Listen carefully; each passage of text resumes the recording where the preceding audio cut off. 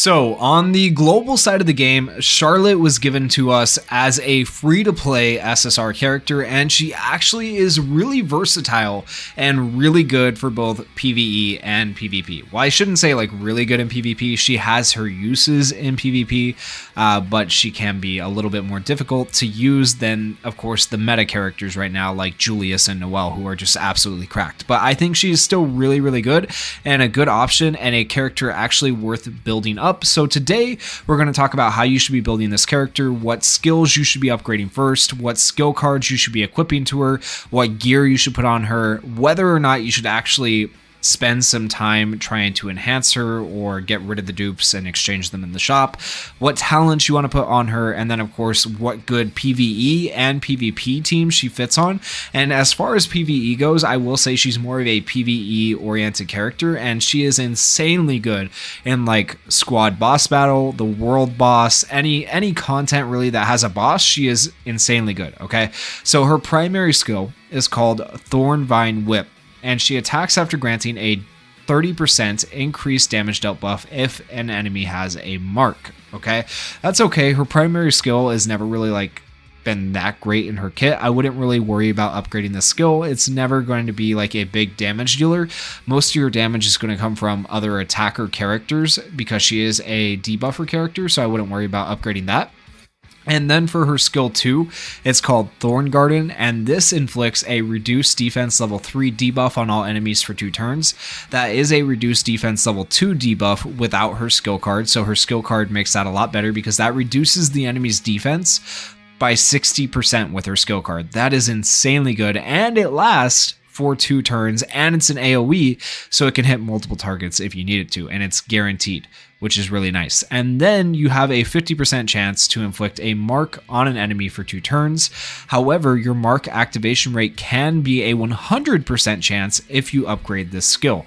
So in terms of upgrade priority, this is your number one priority for both PvP and PvE. You want to upgrade this skill as soon as you can, because then you will have a 100% chance to put a mark on the enemy. And what a mark does is it grants an extra turn if an enemy with a mark is defeated, and it will grant that extra turn to whichever character defeated that enemy, which can be really insane with characters like Asta, who already gets an extra turn, or Julius, who already gets an extra turn off their ultimate. So that can be really, really good with them. And additionally, for the mark, okay, if we look at her unique passive, when a mark is present on an enemy, inflicts a 20% reduced defense debuff on them for 2 turns. So that's really nice as well. And then for her special, Corpse Hunting Briar Trees, inflicts a reduced attack level 3 debuff on all enemies for 2 turns, which is okay. I've never really been a big fan of reducing attack. If I had the choice between doing defense and attack, I'm going to do defense, right? And then 40% chance to inflict bleed on an enemy, dealing continuous damage for 2 turns. So it's okay. And then when you upgrade it, it just scales your attack and magic attack, so it's not really worth upgrading all that much, I would say. And more often than not, honestly, you're going to be using her combo skill rather than using her special skill. So she actually, it's weird, does have a combo skill with an SR character, which is interesting, okay?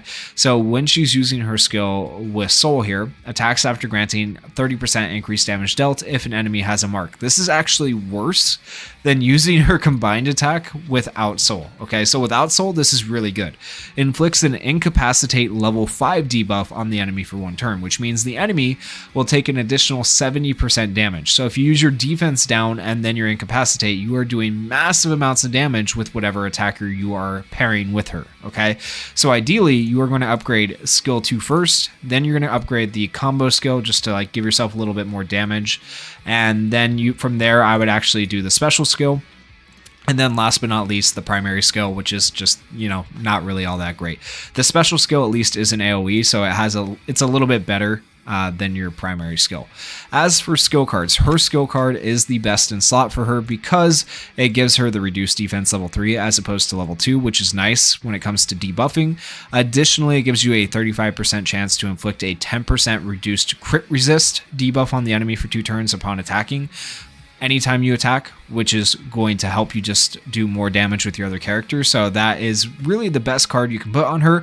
But if you don't want to use this card, there are other options. So you could use like Real's card, has a 60% chance to apply 10 to 20% defense reduction to a random enemy for 2 turns upon using a special skill. So if you wanted to use her special skill to do attack down, but you also wanted to do defense down, you could do that potentially with Real's skill card, so that's an option. You could also use Lotus's skill card. Has a 25% chance to apply a 2 to 10% speed reduction to an enemy for 1 turn upon attacking.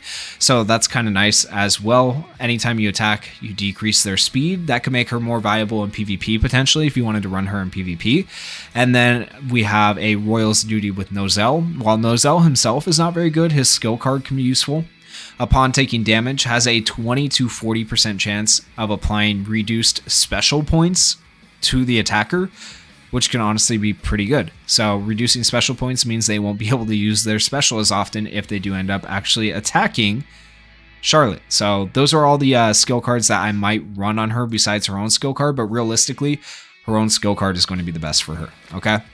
And then in terms of gear, what type of gear should you be building on her? Well, you are aiming for sets with Charlotte. You are not actually aiming for stats. So you're not aiming for like attack stats or defense stats or HP stats or anything in particular. You are mainly aiming for sets, okay? The sets you're going to aim for are mobility sets. You want a full set of mobility and then a half set of mobility. Ideally, you have this flip-flopped around to where you have a full gold set, because that's just going to be better. It's going to increase your speed by 5. And the reason you want mobility on Charlotte is because you want to make sure she is going before your attacker, because there are some attackers that are fast, like Julius, and you want Charlotte to be able to go in turn before him in order to, put the marks on the enemies and give you a chance at an extra attack. Also, if you're running like Red Asta, who has an additional attack, you are going to want her to be faster. So as much speed as you can get on her is going to be the most beneficial thing. It doesn't really matter who you're running her with. I don't know if she can actually be faster than Julius now that I'm thinking about it, but there's a lot of attackers that she can be faster than. And so if you want to ensure that you're getting your marks on the enemy before your attacker gets the chance to attack, you want a full mobility set. And once again, like I said, you can see all the stats here. If you were to work on one particular stat, if you wanted to work on stats, it should be her attack, because she's an attack type mage. Okay, don't work on magic attack. Your attack stat should be attack. Okay, so that's the gear. And then enhancement. Should you be working on enhancing her or not? Well, at enhancement level 2, you get a 2.5% increased damage dealt if there's at least one opponent with a mark. And that's not very good, because she's a debuffer. We don't really care about her damage, right? At level 4, you get damage resist, which gives her a little bit more survivability, which is nice, but like not necessary. And then at level 5, it grants 5% increased damage dealt, which is just like, it's not that great, right? So I wouldn't worry too much about enhancing Charlotte. She's not going to need to be enhanced. She's good where she's at. Just having a copy of her is good. If you get extra copies, she might even be a character. I would say you could exchange the extra copies for other SSR mage pieces or whatever. You could put them into her like I did, but I mean, that's only if you're really a collector. I don't think it's necessary. I don't think she's a character worthy of wasting your enhancement on, but do what's best for you. And then as far as talents go, when it comes to debuffers, any debuffer in the game, you don't really have to worry about what attack talent you put on them.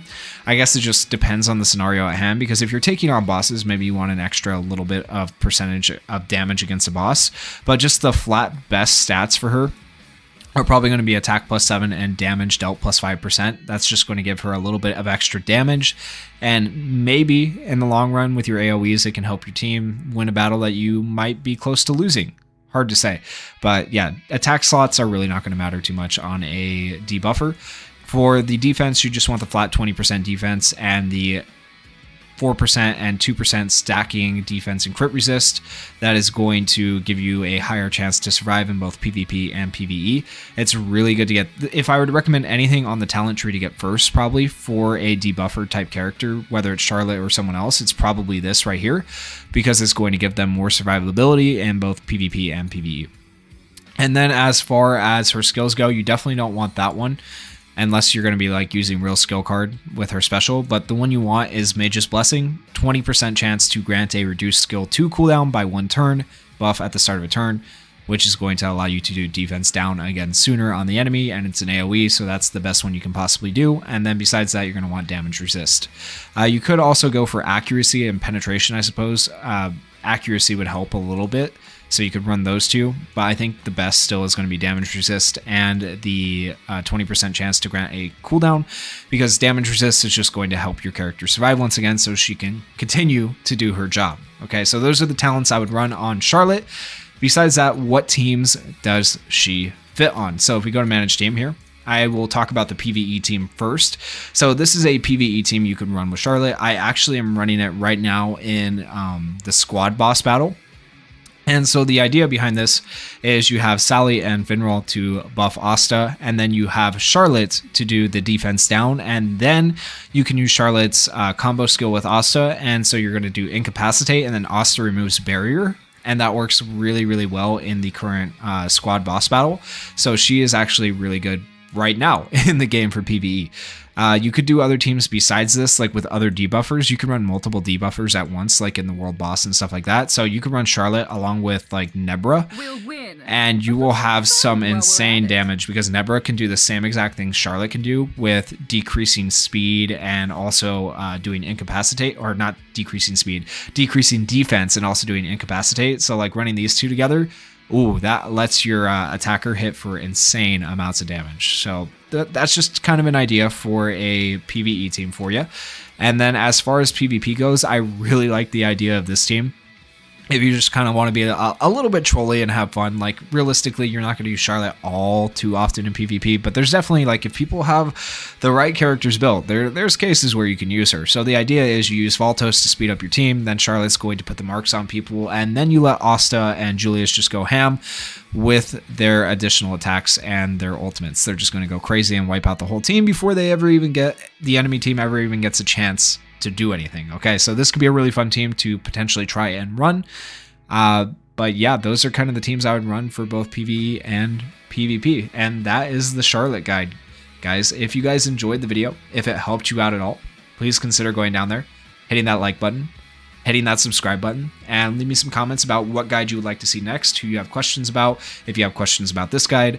And thank you guys so much for watching. Peace.